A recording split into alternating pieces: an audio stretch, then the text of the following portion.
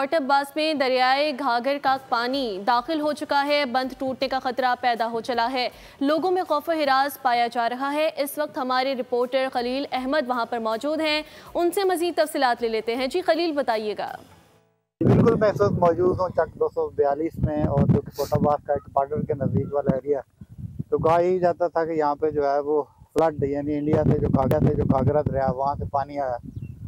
Local जिम्मेदार हमारे साथ मौजूद है, उनसे पूछने की कोशिश करते हैं कि आया ये हर साल आता है या फिर इस दफ़ा आया, और इससे फसलों को जो है वो कितना नुकसान पहुँचता है। ये पानी हर साल ही आ रहा है, अगर नहीं लगाते तो फिर फसलों का नुकसान होता है।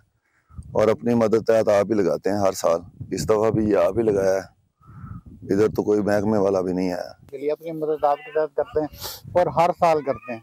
ना तो कोई लोकल इंतजामिया यहाँ पे आती है, ना कोई गवर्नमेंट का बंदा तवज्जो देता है यहाँ पे कि ये सारी चीज़ों को जो है वो, या फसलों को या जिम्मेदारों को जो है बचाया जा सके।